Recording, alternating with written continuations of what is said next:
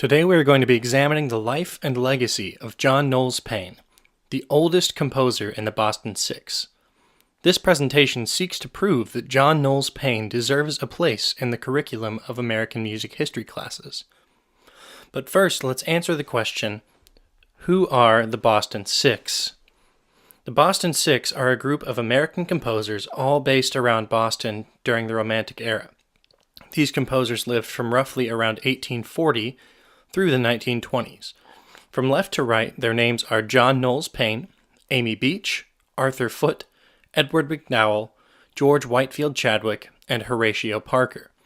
John Knowles Paine was the earliest composer in the Boston Six, living from 1839 to 1906. But before we go further into detail about Paine, let's put some historical context around his life. On the screen, you'll find several musical and non-musical events that surrounded Paine's life. The particularly important events are highlighted. As you can see on the left, Paine was active during the American Civil War from 1861 to 1865. At the time, Paine was actually the organist at Boston's Old West Church, which was serving as a safe house on the Underground Railroad, and he made his career during the Gilded Age from 1870 to 1900, which was a time of tremendous prosperity for the American people. On the right, you'll see the death of Beethoven highlighted. This was before Paine was born, but Beethoven was a tremendous influence on Paine, as is seen in all of his work, from his curriculum all the way into his compositions. You'll also see the death of Mendelssohn. Paine studied in Europe when the revival of the music of J.S. Bach was prevalent, which Mendelssohn had a huge role in, and this influenced majorly Paine's curriculum. Now let's look at Paine's early life a little bit. He was born in 1839 in Cambridge, Massachusetts. He was part of a very musical family. As you can see, his father owned a music store, was a publisher, and conducted the town band. His uncles were professional musicians, and his grandfather built one of the very first organs in Maine. From a young age, Paine studied organ, harmony, and counterpoint with Hermann Kotzschmar, who is a German-immigrated conservatory musician who had a thriving piano studio. His most prominent student, though, was John Knowles Paine. Paine studied with Kotzschmar until 1858, when he left to study in Europe, accompanied by Beethoven biographer Alexander Thayer. Paine studied music primarily in Berlin, but he also had a brief stint in Leipzig.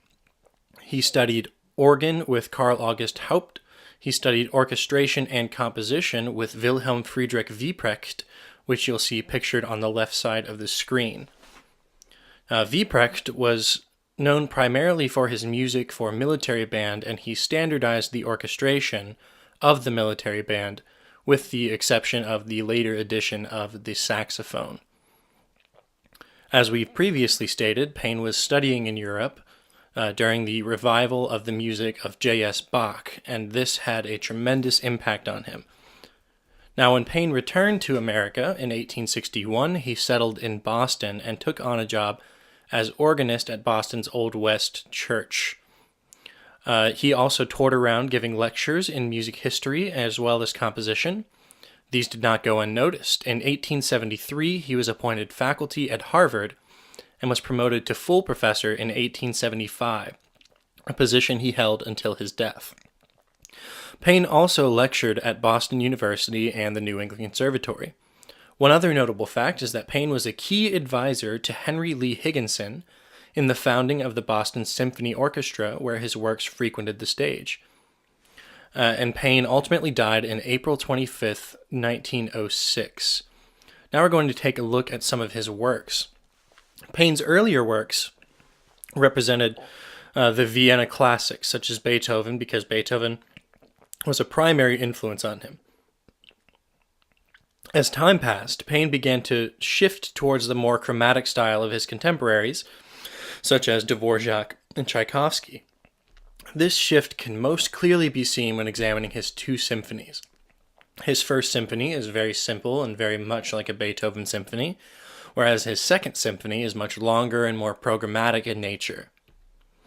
Paine's most famous works are his larger works, such as his Mass in D, his St. Peter Oratorio, his 2 symphonies, and all of his music for theater.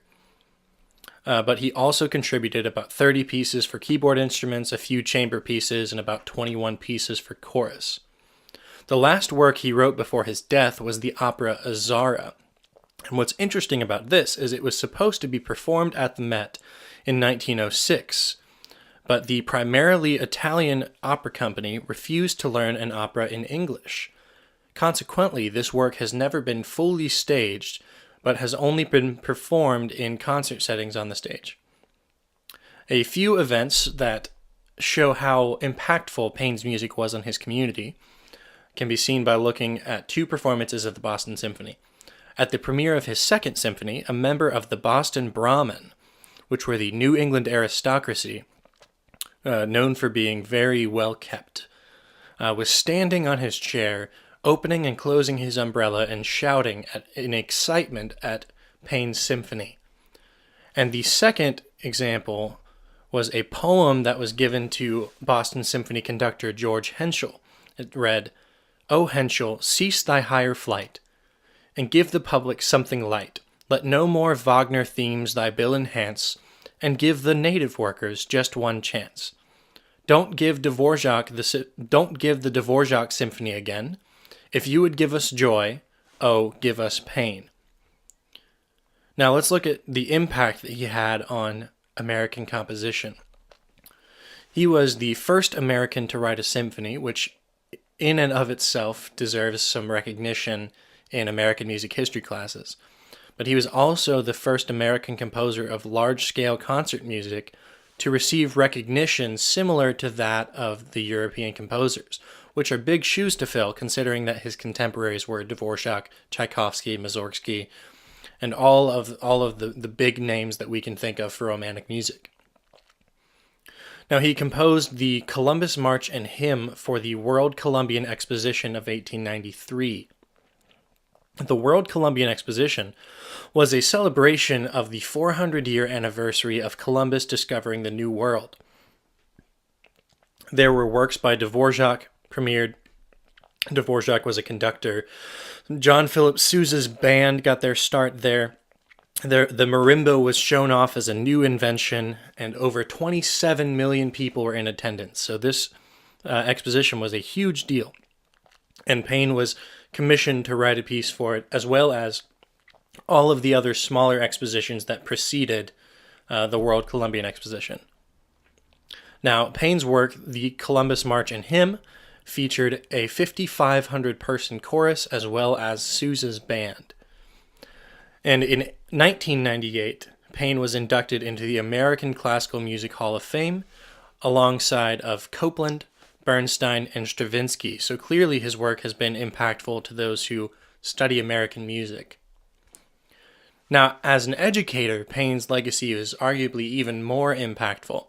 He was the first American-born professor of music. He was the first American composer in residence. He created from the ground up the first American music department at Harvard. And in doing this, his curriculum was emulated all across the country. His curriculum focused on the music of Bach and Palestrina, and it was first emulated by Yale and then to virtually every music institution in the country. His educational legacy culminated in the building of a music building for Harvard music students, which is now called Harvard's Paine Hall. And although it was only erected after his death, Paine is the one who went to bat for it and made it a reality and gave Harvard music students a place to call their own. So Paine represents a lot of different things in American music history.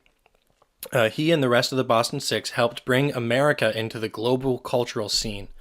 Paine was the first American to write a symphony, the first American-born music professor, and created the first department of music at a major university in the country.